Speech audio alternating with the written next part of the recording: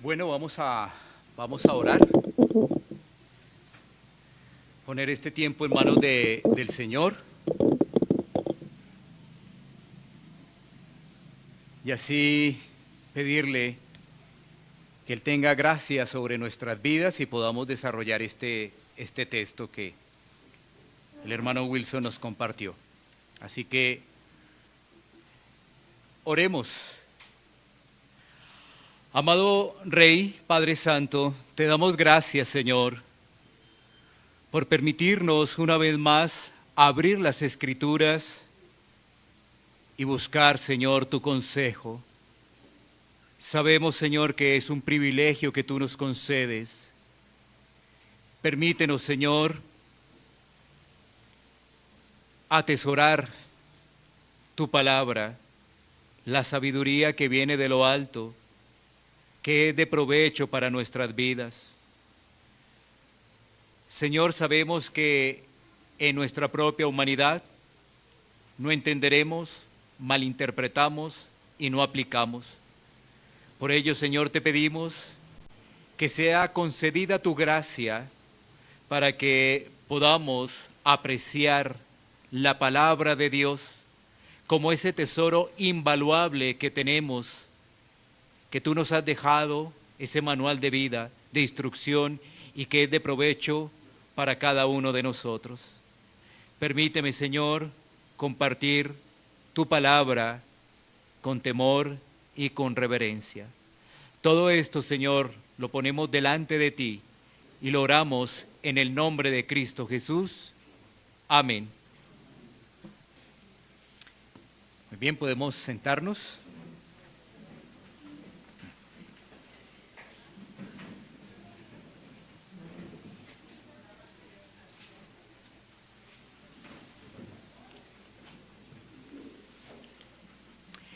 El Señor en su bondad nos permite continuar con el libro de Hechos. Recordemos que ya hemos avanzado unos buenos capítulos de este libro de Hechos. Y por supuesto está el deseo y el anhelo de culminarlo este año.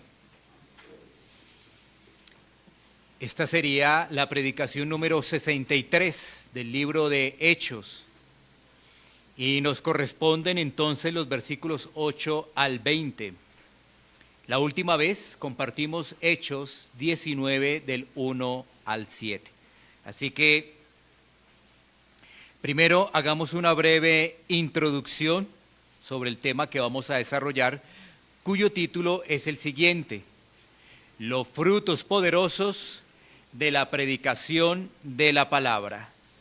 Los frutos poderosos de la predicación de la palabra es el título de este mensaje. Digamos lo siguiente: vivimos en una época donde por múltiples razones no se expone la palabra de Dios. El tiempo de exposición cada vez se corta más y se cambia por testimonios, por historias de personas. En otros casos el énfasis está en la jornada de milagros y se hacen invitaciones como estas: ven por tu milagro, recibe tu milagro. También los tiempos de alabanza en muchos sitios opacan la palabra. Pero ¿cuál es el resultado de esto?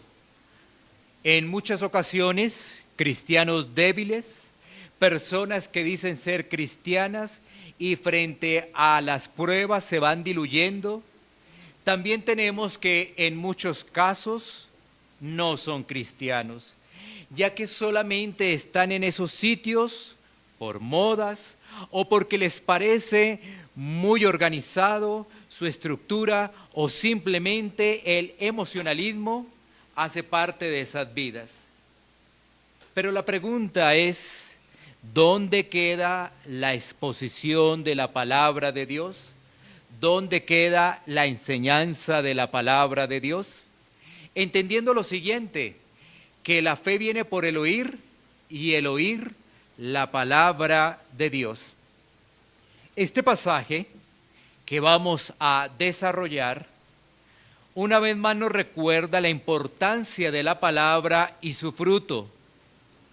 Vale la pena tener presente que la palabra en sí misma no produce fruto, sino es gracias a la obra del Espíritu Santo. Es decir, la palabra se expone en el poder del Espíritu Santo y es aplicada por el Espíritu Santo según Él tiene su voluntad. ¿Sí? Vale la pena una vez más recordar esto. La palabra en sí misma no es que tenga el poder, es gracias al poder del Espíritu Santo que obra para que por supuesto sea aplicada. En este pasaje que tenemos de Hechos, vamos a observar cómo la palabra debe predicarse de forma persuasiva y perseverante. También cómo la palabra se debe predicar en el poder del Espíritu Santo y así evidenciar fruto. Y de igual forma miraremos en este pasaje los impostores, los mensajeros de Satanás que buscan distraer para que muchos no vengan al entendimiento de la palabra. Así que ahí tenemos 4 puntos para poder desarrollar, ¿no? La predicación debe ser persuasiva y perseverante. Se predica en el poder del Espíritu Santo. Así también se evidencia fruto. Y también miraremos los impostores, los mensajeros de Satanás. Precisamente estos mensajeros de Satanás, ¿qué es lo que hacen? Distraer, para que muchos no vengan al entendimiento de la palabra. Recordemos lo que nos dice 1 Corintios 2:14. 1 Corintios 2:14 dice: pero el hombre natural no percibe las cosas que son del Espíritu de Dios, porque para él son locura y no las puede entender, porque se han de discernir espiritualmente. Mira que ahí está el trabajo también que hace Satanás, las fuerzas de oscuridad: distraer, dividir, buscando que la persona no venga al entendimiento, no venga al conocimiento de la palabra. Así queda que ese hombre natural entonces no entiende las cosas de Dios, porque para ese hombre natural eso es completamente locura, mientras que para el Hijo de Dios sabe que se tienen que discernir espiritualmente. Bueno, vamos entonces con nuestro pasaje. Vamos a mirar los versículos 8 y 9 para desarrollar el primer punto, la exposición de la palabra persuasiva y la exposición de la palabra persuasiva y perseverante. Volvamos a tener presente estos 2 versículos. Dice: y entrando Pablo en la sinagoga, habló con denuedo por espacio de 3 meses, discutiendo y persuadiendo acerca del reino de Dios. Pero endureciéndose algunos y no creyendo, diciendo el camino delante de la multitud, se apartó Pablo de ellos y separó a los discípulos, discutiendo cada día en la escuela de uno llamado Tirano. Miremos un contexto. ¿Pablo dónde está? Recordemos dónde está el apóstol Pablo. Está en la ciudad de Éfeso. Allí está Pablo. Recordemos que esta era una ciudad muy importante en esos momentos para la región. Y los primeros versículos de Hechos, capítulo 19, nos trajeron allí una historia particular, donde Pablo está guiando a unos discípulos de Juan. Después de ello, vamos a tener allí precisamente el desarrollo de nuestro pasaje. Pablo está continuando con su misión de exponer las Escrituras en esta ciudad. Y hay algo particular en esta ciudad de Éfeso, es que Pablo duró muy buen tiempo en esta ciudad para poder exponer el consejo de las Escrituras. Entonces, vemos en el versículo 8 que Pablo tiene el mismo parámetro que viene desarrollando en sus dos primeros viajes misioneros, que es ir en primera instancia a las sinagogas. Eso es lo que hace allí en el versículo 8. Va allí a la sinagoga y entonces habla con denuedo, discutiendo, persuadiendo. Por 3 meses está hablando acerca del reino de Dios. Un buen tiempo, sin embargo, como vemos allí en el contexto, no solamente serán allí 3 meses, sino será mucho más tiempo. Bueno, Pablo entonces está hablando de forma confiada en la palabra de Dios. Esto enfatiza que para Pablo el consejo de las Escrituras es esencial para el ser humano. Allí en las Escrituras está la verdad, solamente la verdad. Pablo también está enseñando a sus espectadores que las promesas de las Escrituras se cumplen en Cristo. Pablo siempre se está apoyando en los escritos bíblicos. Por eso tenemos la palabra persuadiendo, que tiene que ver con argumentos, ¿no? Entonces, él no está presentando argumentos humanos, sino él está presentando argumentos sustentados por la palabra de Dios.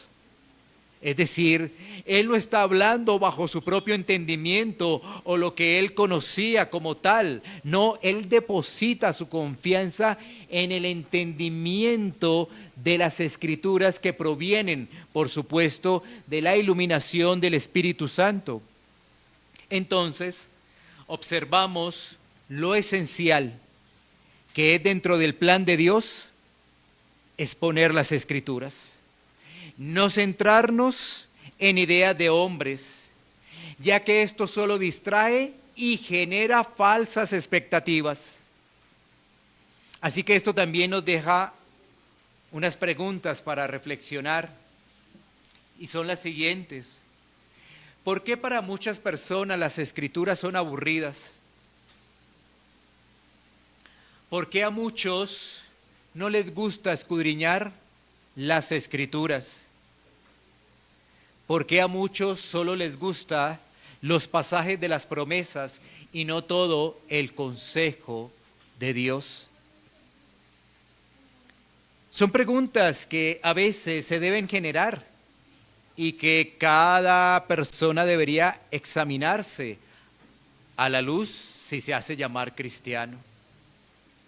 Porque algunos tildan las Escrituras como aburridas, otros pues no las escudriñan, no meditan en ellas, y otros solamente buscan los pasajes que hablan de promesas y allí se centran. Bueno, sigamos con nuestro versículo 8. También se nos dice que Pablo llevaba hablando sobre el reino de Dios. Quiero hacer un énfasis ahí un momento del reino de Dios. Es decir, Pablo expone el consejo de Dios, donde el hombre debe comprender que Dios es quien gobierna, que Dios es soberano, que Dios es justo y que Él extiende misericordia. ¿Sí? El consejo de Dios, un Dios que gobierna, un Dios que es soberano, un Dios que es justo, un Dios que es misericordioso. En esa soberanía hay un plan de salvación para el hombre caído que ha desobedecido. Dios gobierna justamente porque Él no dará por inocente al culpable. Y Dios muestra su misericordia porque el Padre envió a su Hijo a morir por el pecador. Ese pecador puede observar su maldad y así se reconcilia con Dios. Y en esa reconciliación con Dios ahora le sirve y le adora, porque ese Dios es el único Dios, el único santo, el único rey. Así que podemos ver que ese mensaje del reino de Dios es un mensaje que se replica en el Nuevo Testamento de una forma muy interesante. Miremos un momento Mateo capítulo 3, versículo 2. Mateo capítulo 3, versículo 2 dice, y diciendo, arrepentíos porque el reino de los cielos se ha acercado.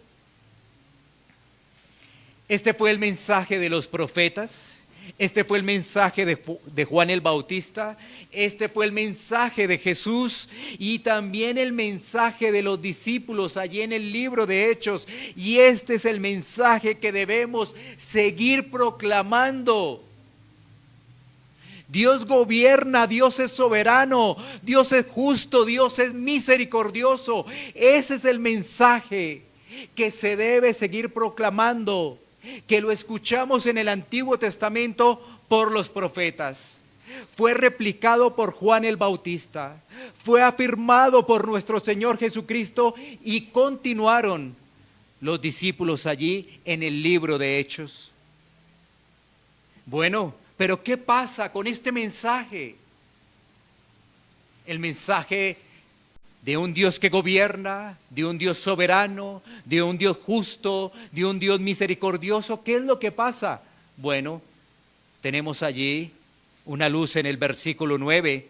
Entonces se nos dice en el versículo 9 de nuestro pasaje, pero endureciéndose algunos y no creyendo, maldiciendo el camino delante de la multitud.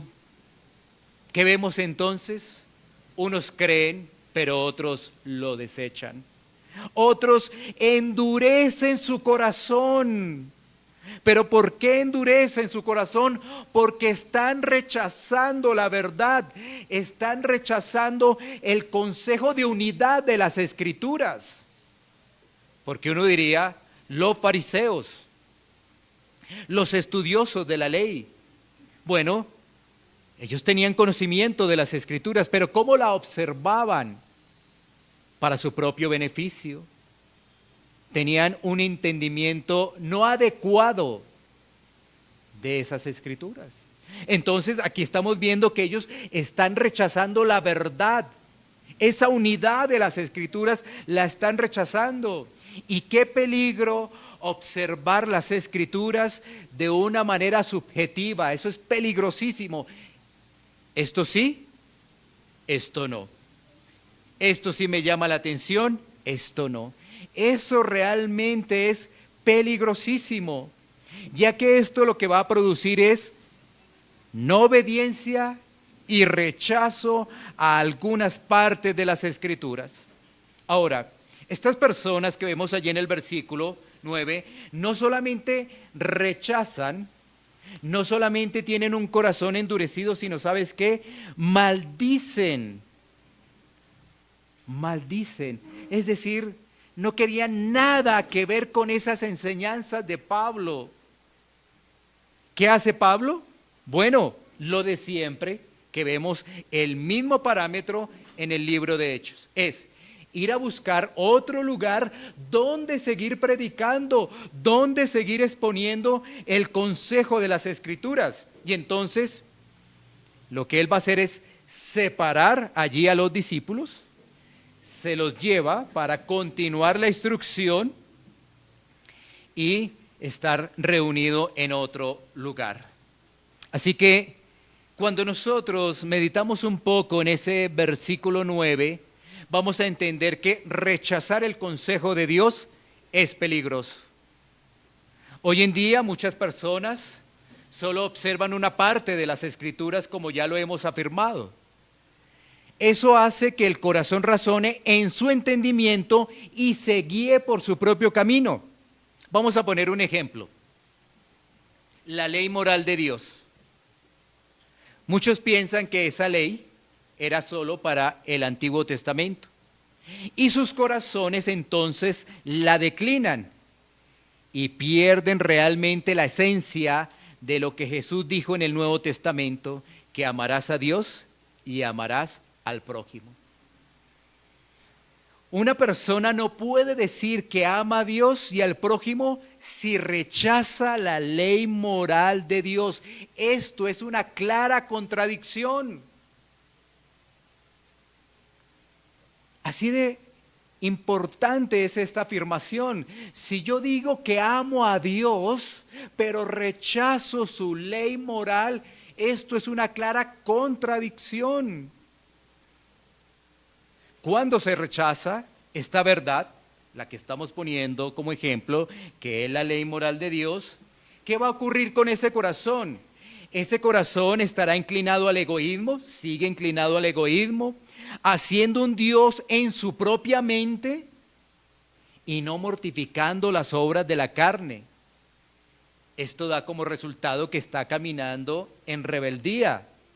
¿Y su resultado cuál es? Pues lo que dice allí el versículo 9, pero endureciéndose algunos, un corazón endurecido, no es un corazón receptivo a la palabra de Dios, a todo el consejo, porque piensa que hay partes especiales y otras no, y eso hace que el corazón que se endurezca. Pero si se endurece el corazón ante la palabra de Dios, vamos a poder ver que eso es rebeldía contra Dios. ¿Cómo se vuelve de complejo esto? No es algo sutil decir, mire, es que hay algunas iglesias que creen que la ley moral ya no está vigente, no hay ningún problema. No, eso se vuelve complejo. Eso es algo realmente delicado. Así que esa era la condición de estos espectadores que habían escuchado a Pablo, rechazaron sus argumentos.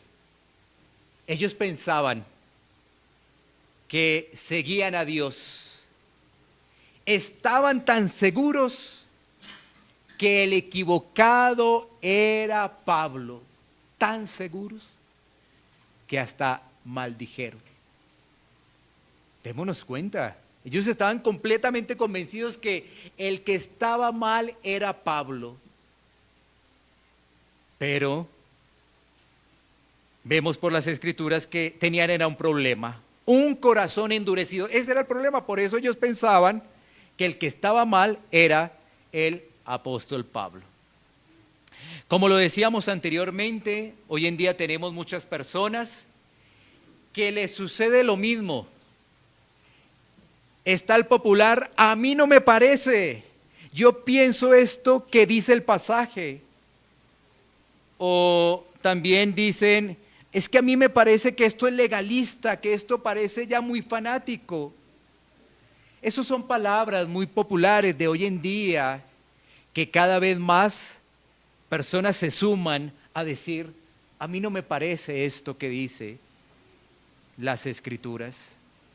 Sin embargo, lo que vamos a ver es que los corazones cada vez más se vuelven duros porque no se disponen al consejo de la palabra de Dios, y para ello debe estar obrando el Espíritu Santo y debe traer humildad a la vida de las personas. Solamente que el Señor tenga misericordia con esos corazones duros. Otro aspecto que vemos de ese versículo es que, como lo decíamos anteriormente, de ese versículo 9, mira que Pablo está cuidando ya a los convencidos por el Señor, los está cuidando. ¿Cómo los cuida?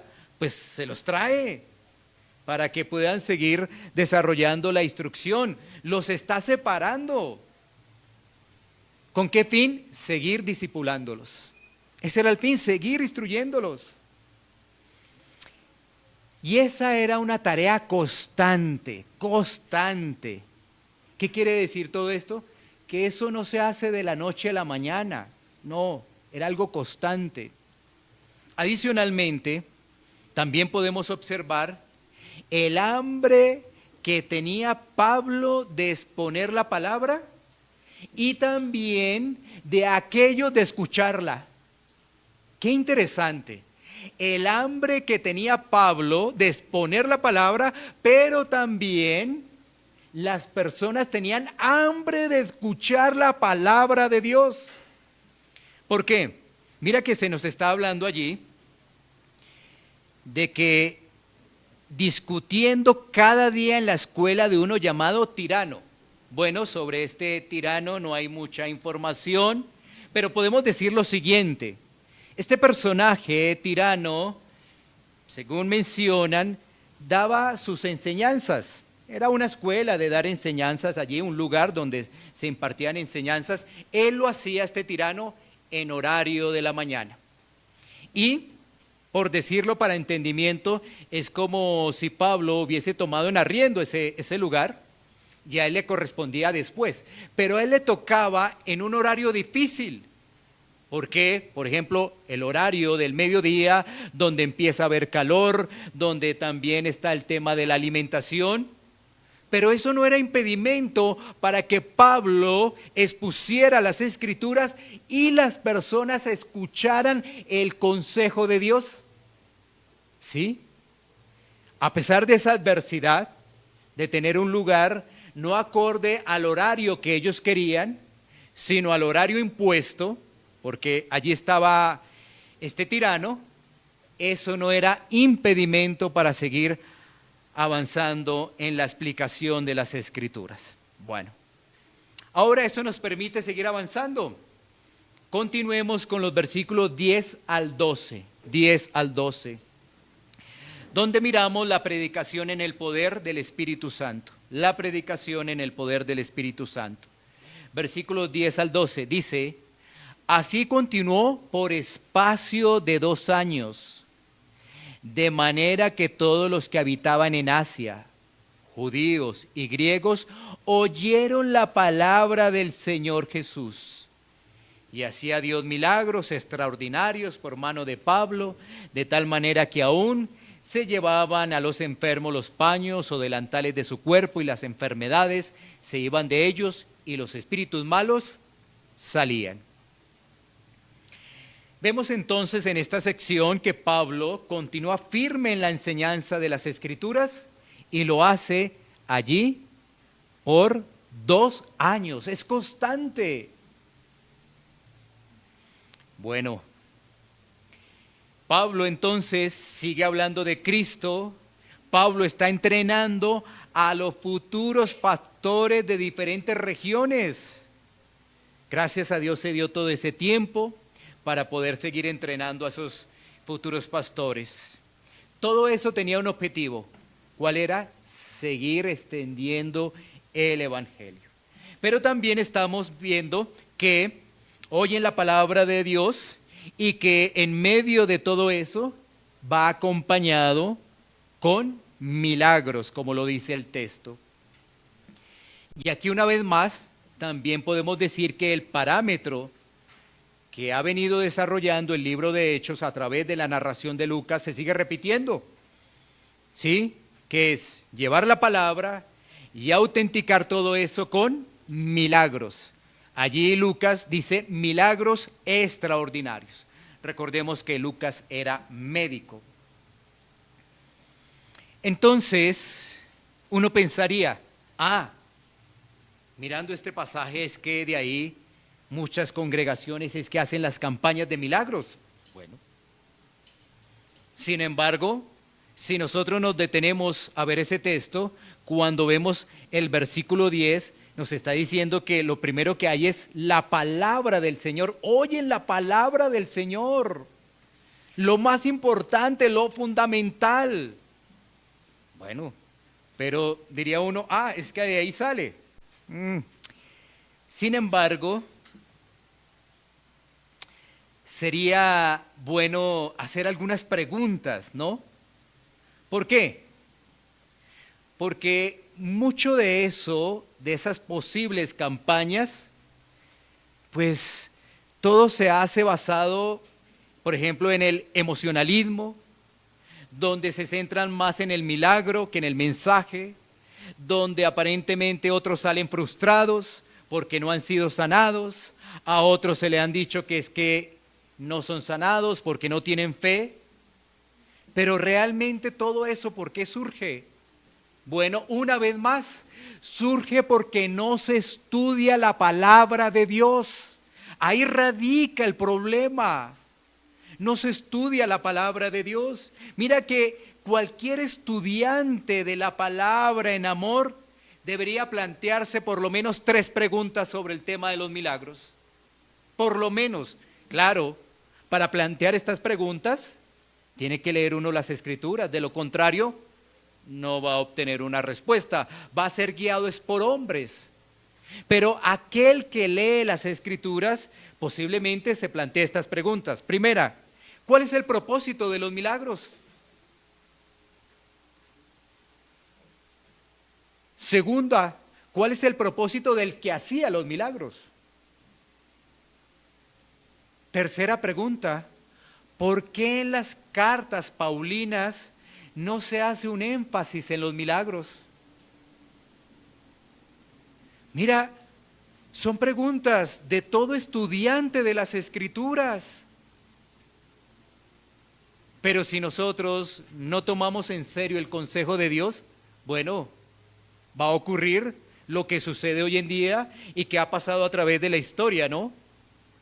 El enfoque es campañas de milagros, pero el arrepentimiento, Cristo, ¿dónde ha quedado? ¿Sí? Entonces, desarrollemos un momento esas preguntas y después vamos a tener sustentos bíblicos de esas 3 preguntas que se han planteado. ¿Cuáles son? ¿Cuál era el propósito de los milagros? ¿Cuál era el propósito del que hacía el milagro? ¿Y por qué en las instrucciones de las cartas de Pablo no se hace énfasis a los milagros? ¿Sí? Bueno, entonces, primera pregunta, ¿cuál era el propósito de los milagros? Bueno, cuando vamos a la luz de las Escrituras, tanto en el Antiguo como en el Nuevo Testamento, el propósito es revelar la gloria de Dios. Eso lo vemos tanto en el Antiguo como en el Nuevo Testamento.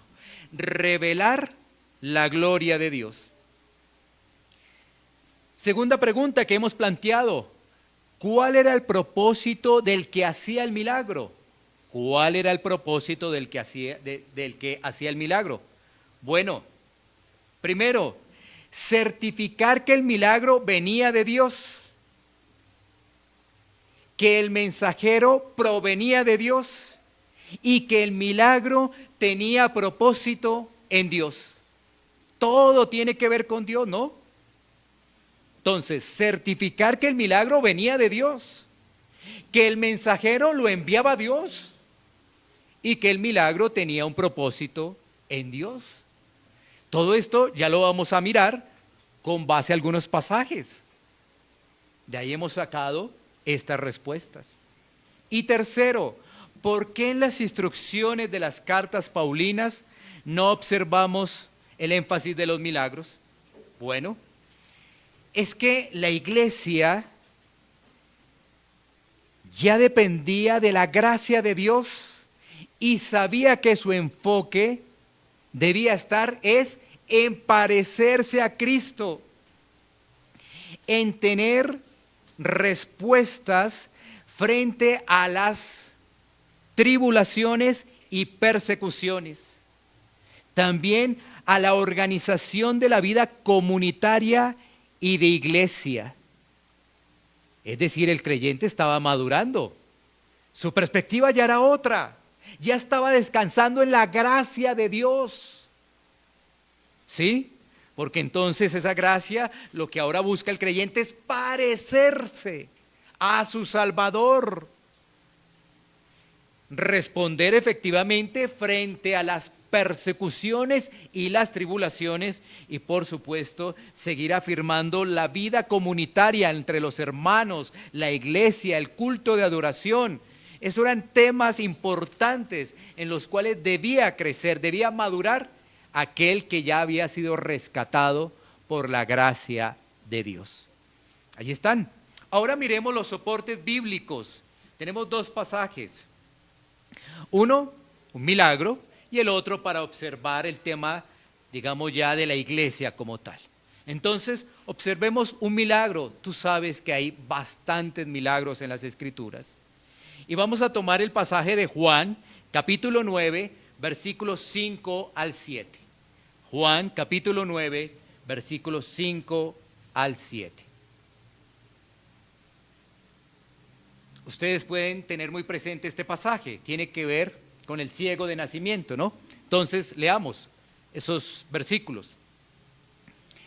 Entre tanto que estoy en el mundo, luz soy del mundo. Dicho esto, escupió en tierra e hizo lodo con la saliva y untó con el lodo los ojos del ciego. Él le dijo: ve a lavarte en el estanque de Siloé, que traducido es enviado. Fue entonces y se lavó y regresó viendo. Bueno, ¿qué tenemos acá? El milagro del hombre ciego de nacimiento. Este milagro refleja una vez más el poder de Dios. Solamente Dios puede obrar, solamente Dios lo puede hacer. Un ciego de nacimiento recibe la vista. Así que aquí hay gloria a Dios. ¿Cuál es el propósito del que hacía el milagro? Certificar que Cristo venía en nombre de Dios. En este caso, el mismo Dios, Jesús, el mismo Dios. ¿Y cuál era entonces el propósito de hacer ese milagro? Si tú miras el contexto, llamar a los ciegos espirituales a que se rindan ante el poder de Dios y vean en Cristo que Él es el Mesías. Claro, ellos por su ceguera de corazón no podían ver eso. Ellos por su corazón endurecido no podían entender eso. Ellos estaban ciegos espiritualmente y no podían rendirse ante el poder de Dios. ¿Sí ves? Ese es solamente un pasaje que nos permite desarrollar las preguntas que hemos planteado. Y así tú vas a ver cada uno de los pasajes, tanto del Antiguo como del Nuevo Testamento. Tú podrías hacer el ejercicio de lo que observas allí cuando Dios llama al pueblo de Israel en Egipto. Y ocurre todo ese tema de las plagas y todo eso. O como cuando estaba el tiempo de milagros de Elías y aún de Eliseo. Todos tienen el mismo parámetro, dar gloria a Dios y ese propósito de que los corazones vuelvan a Dios. Pero lamentablemente había corazones endurecidos. ¿Sí? Bueno, entonces ahí tenemos ese ejemplo. Ahora miremos el segundo en lo que tiene que ver ya con la vida de la iglesia, en lo que planteamos en la tercera pregunta. Entonces, Tito, capítulo 2, versículos 9 y 10. Tito, capítulo 2, versículos 9 y 10. Mira lo que nos dice allí la palabra, de lo que es ya la vida de iglesia, en lo que se centra realmente. Dice allí: exhorta a los siervos a que se sujeten a sus amos, que agraden en todo, que no sean respondones, no defraudando, sino mostrándose fieles en todo, para que en todo adornen la doctrina de Dios nuestro Salvador. ¿Qué vemos allí? Bueno, se les está animando, exhortando a una vida que refleje a Cristo. Eso es. Así que las instrucciones de las cartas paulinas hacen esa referencia a una vida nueva, a cómo se comporta el cristiano, a cómo vive el cristiano. Ahí está el punto. Ese cristiano ha dejado atrás las prácticas del mundo y ahora vive para Cristo. Bueno, ahí entonces entendemos el propósito de los milagros y lo que estamos viendo en nuestro pasaje central de Hechos. lo que Lucas menciona, milagros extraordinarios. Y esto nos lleva entonces a continuar con nuestro pasaje. Vamos a ir al tercer punto, que son los impostores. Versículos 13 al 17. 13 al 17. Impostores. Dice la Escritura, pero algunos de los judíos exorcistas ambulantes intentaron invocar el nombre del Señor Jesús sobre los que tenían espíritus malos, diciendo, os conjuro por Jesús el que predica Pablo. Había 7 hijos de una tal Exeba, judío, jefe de los sacerdotes que hacían esto. Pero respondiendo el espíritu malo dijo, a Jesús conozco y sé quién es Pablo, pero vosotros, ¿quién sois? Y el hombre en quien estaba el espíritu malo, saltando sobre ellos y dominándolos, pudo más que ellos. De tal manera que huyeron de aquella casa desnudos y heridos. Y versículo 17. Y esto fue notorio a todos los que habitaban en Éfeso, así judíos como griegos, y tuvieron temor todos ellos, y era magnificado el nombre del Señor Jesús. Así que en esta sección estamos observando cómo Satanás, una vez más, busca engañar, pero cómo el poder de Dios destruye todos esos intentos de confusión. Se nos dice allí en el pasaje que había en la región judíos, exorcistas. Estos intentaban hacer lo que habían visto del apóstol Pablo. El problema de estos exorcistas es que ellos no tenían realmente conocimiento de Dios, de la obra de Cristo. Ahí está el inconveniente, porque está hablando de judíos, entonces había una referencia de las cosas de Dios. ¿Qué ocurría en ese contexto? Bueno, los judíos particularmente tenían una fama sobre ese tema de exorcismo, ¿sí? Entonces la gente, los de afuera, quedaban como impactados, quedaban cautivos. Ah, tú eres judío, y aquí hay un tema de demonios. Bueno, ellos eran los que podrían sacar esos demonios. Eso lo vemos también en los relatos de los evangelios. Sin embargo, el problema es que este tipo de personas no conocían realmente a Dios. Porque el tema es tener un corazón nuevo. Y eso solamente es por gracia. No es solamente uno escuchar, no es solamente que yo tomo aquí y leo y yo ya digo, yo ya sé las escrituras, ya sé ahora que entonces hay que hacer esto y esto y esto. No. La escritura nos enseña que para nacer de nuevo se necesita de la obra de gracia de Dios. Para que yo entienda que soy un pecador, me arrepienta de mis pecados y vaya a Cristo en fe, necesito de la obra de Dios. No es solamente conocimiento, no es solamente que leí, no es solamente que escuché y ya. Yo podría escuchar, pero si no está la obra del Espíritu Santo, no ha pasado nada. Sigo siendo un muerto ambulante. Así es. Y aquí pasaba con estas personas. ¿Qué ocurre?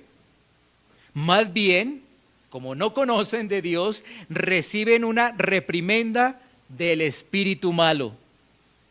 ¿Y esto por qué se da? Pues porque eran falsos, eran engañadores. Estos eran como Simón el Mago, ¿lo recuerdan? En algún momento ya pasamos ese tema allí en el libro de Hechos. Simón el Mago, que buscaba réditos, que buscaba créditos a nombre de Cristo sin conocerlo. Entonces, para conocer el Señor, debemos conocer su palabra, exponernos ante su palabra y por supuesto pedir la gracia de Dios. De nada nos sirve leerla, exponernos, si no clamamos que haya gracia en nuestra vida? Si no nos examinamos, ¿qué tal que fuera uno de nosotros el que hoy tiene el corazón endurecido o varios y dijéramos, yo no, conmigo no es? Así que ese no es problema. Yo conozco las Escrituras, yo leo las Escrituras, pero claro que hay que leerlas, claro que hay que meditarlas, pero sin la obra de gracia, como decía anteriormente, estaríamos hablando de un muerto ambulante. Entonces, ¿cuál es la reacción de muchos habitantes de esa región al ver el poder de Dios, exaltar el nombre de Cristo? Mira que la Escritura nos enseña algo muy importante con respecto a esos temas de magia, adivinación, oscuridad y todas esas cosas. ¿Dónde vamos a encontrar información sobre el particular? En las mismas Escrituras. Deuteronomio 18, 10, 14. Deuteronomio 18, 10, 14. Todo ese tema de ocultismo, todo ese tema de magia, todo ese tema de adivinaciones, la Biblia lo dice. Y hay un llamado para que aquel que se dice cristiano se aparte de eso. Deuteronomio 18, 10, 14 dice, no sea hallado en ti quien haga pasar a su hijo o su hija por el fuego, ni quien practique adivinación, ni agorero, ni sortílego, ni hechicero, ni encantador, ni adivino, ni mago, ni quien consulte a los muertos. Porque es abominación para con Jehová cualquiera que hace estas cosas, y por estas abominaciones Jehová tu Dios echa estas naciones de delante de ti. Perfecto serás delante de Jehová tu Dios, porque estas naciones que vas a heredar a agoreros y adivinos oyen, mas a ti no te ha permitido esto Jehová tu Dios. Ahí hay una instrucción para aquellos que tienen un corazón dispuesto hacia Dios y poder entender también el tema de los impostores. ¿Por qué? Porque el pasaje de Hechos y lo que estamos viendo acá es que se nos está diciendo que hay falsos pastores, falsos maestros, falsos creyentes que quieren ganar reputación con obras falsas, quieren ellos exaltarse a sí mismos, pero la verdad sale a flote tarde o temprano. Así es, hay falsedad, está el engaño del mundo y el engaño de las tinieblas, y allí están actuando. Pero en medio de todo eso, y como nuestro tema tiene que ver con la palabra, los últimos versículos nos muestran precisamente el fruto de la palabra, nos muestran vidas transformadas y vidas cambiadas. Miremos lo que nos dice los últimos versículos. Versículos 18 al 20. Vamos a ver entonces el fruto de la palabra de nuestro pasaje central. Dice la Escritura, y muchos de los que habían creído venían confesando y dando cuenta de sus hechos.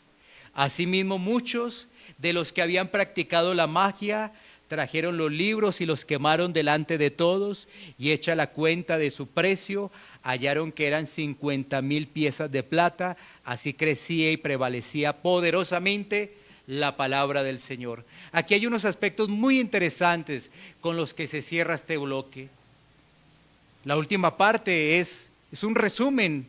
Prevalecía poderosamente la palabra del Señor. Pero antes tenemos que desglosar allí cosas muy interesantes. Cuando tú vas al versículo 18 dice, y muchos de los que habían creído venían confesando y dando cuenta de sus hechos. Entonces, no, es que se habían dado cuenta. estaban en ese proceso, pero ya habían creído, pero seguían corrigiendo, seguían ajustando. ¿Se acuerdan lo que hablamos ahorita de Deuteronomio? Pues a veces, es que se me cruzó y miré el horóscopo, pero ya tienes la palabra. ¿Y qué vas a hacer? Uno dice, esto es basura, esto es basura. Corrige, sigue adelante en su transformación, sigue madurando, sigue avanzando. ¿Sí? No retrocede, no se queda atrás. Venían aún confesando y dando cuenta de la situación, diciendo, no estábamos haciendo las cosas adecuadamente, pero ahora entendemos más, ahora comprendemos más, ahora tenemos más luz. Y el 19, y asimismo muchos de los que habían practicado la magia, trajeron los libros y los quemaron delante de todos. Por supuesto, el arrepentimiento continuo, pero también el arrepentimiento que tiene que ver con acciones, con decisiones. Y por algo el autor, en este caso, que nos narra Lucas, hace referencia al valor de los libros, pergaminos, ¿cierto? 50,000 piezas de plata. Eso lo que quiere decir era que una gran cantidad de dinero estaban quemando. Un buen número de dinero, no era algo así para decirlo hoy en día, venga aquí 1 milloncito de pesos que estamos quemando, contexto colombiano, de estos libros. No, nada de eso. Era una cifra muy importante que estas personas estaban diciendo, esto es basura. ¿Sí? ¿Por qué? Porque los estaban quemando. Claro, y ahí sí vamos a tener precisamente lo que decíamos, el versículo 20. Así crecía y prevalecía poderosamente. Claro, ya uno entendiendo, dice, ¿por qué poderosamente? Mira la reacción de las personas. Pero todo tiene que ver con la exposición de la palabra. Hemos hablado de los milagros, hemos hablado aún de ese tema del exorcismo, pero ¿cuál es nuestro fundamento? ¿Cuál es nuestro hilo conductor? ¿Qué es lo que queremos realmente compartir? La exposición de la palabra. Si tú te vas de este lugar pensando en los milagros o pensando en el exorcismo, ¿dónde quedó lo fundamental que es la predicación de la palabra, exponer la palabra, que tú la puedas escuchar la palabra, para así poder entender lo del versículo 20? Así crecía y prevalecía poderosamente la palabra del Señor. Esto nos recuerda Juan 15:5 lo siguiente. Juan 15:5 lo siguiente.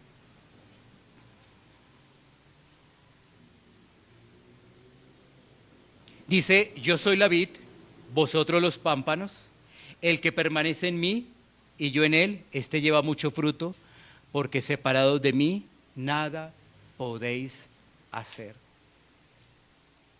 Estábamos viendo cómo se empieza a desarrollar el cumplimiento de las Escrituras en Juan 15, allí estando con sus discípulos, pero viendo cómo ahora los que creen en el libro de Hechos están avanzando, están dando fruto en el poder de Dios. ¿Y están qué? Exaltando al Señor, al Dios Todopoderoso. ¿Qué debemos llevarnos en nuestros corazones para aplicación de lo que hemos escuchado?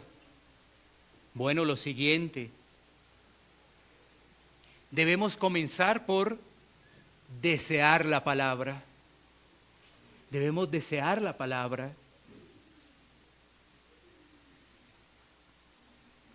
Debemos prepararnos para recibir la palabra. Debemos anhelar entender la palabra. Debemos pedir al Señor aplicar la palabra. y debemos gozarnos. ¿Cómo Dios llama a pecadores? Por la palabra, y cómo crecemos en la palabra. ¿Sí? Miremos rápidamente. ¿Se acuerdan que planteé algunas preguntas en el desarrollo de este tema? La gente, a algunos le parece aburrida la palabra. ¿Se acuerdan? Ahí hablamos como de tres preguntas que aquellos que nos llamamos cristianos debemos examinarnos. Otro que no la escudriña y otro que solamente busca las promesas. ¿Dónde es que hay promesas? Y nada más. Pero, ¿qué es lo que el Hijo de Dios debe hacer? Desear todo el consejo de la palabra de Dios, desearlo. Pero para ello, pues se prepara para recibir la palabra. El ánimo siempre será y la invitación siempre será que nos preparemos para recibir la palabra el día del Señor, el día domingo. Nos preparamos con esa expectativa de que ese sea el alimento que Dios tiene para nuestra vida, para fortalecernos, para llamarnos al orden, para corregir las cosas que debemos corregir y seguir adelante dentro de nuestra carrera cristiana. Pero si no lo hacemos, podríamos estar incurriendo sutilmente en que nuestro corazón, tarde o temprano, se endurezca. Tarde o temprano, decline solamente a lo que quiere escuchar. Pero el estar aquí, es decir, Señor, que yo pueda entender que hoy lo que me hablaron fue la importancia de que la palabra de Dios sea predicada, sea explicada, que yo pueda entender ello, que yo me vaya de este lugar con esa claridad. Dame ese entendimiento, que yo pueda en lo más profundo de mi corazón entender ello. ¿Por qué? Porque no solamente se expone el texto, sino que yo llego a casa y continúo con el texto. Y entonces empiezo a ver más riqueza, más tesoros, más provecho, más edificación. Pero puedo llegar a casa y busco mi promesa. Venga a ver mi promesa, ¿cuál es mi promesa de verdad? No, sigamos con lo que Dios nos está dando a la iglesia local, saquémosle provecho que es de bendición para nuestras vidas. Pero sin aplicarla, no avanzamos. ¿De qué sirve escuchar? ¿De qué sirve desear? ¿De qué sirve prepararnos si realmente no se lleva a aplicarla? Ahora recuerda, todo esto es en oración, ¿no? Dependencia de Dios. En nuestra fuerza nada, todo en dependencia de Dios. Y así vamos entonces finalmente a gozarnos, viendo cómo Dios llama a esos pecadores por medio de la predicación de la palabra, y también nos gozamos en el Señor cómo estamos creciendo. No podemos ser esos vasos vacíos que por fuera están muy bonitos, pero que por dentro esos vasos están con agua manchada, que no sirven para nada. No. Que el Señor tenga misericordia y podamos entender la importancia de la predicación y el fruto que hay en predicar su palabra. Vamos a tomar un tiempo para poder orar.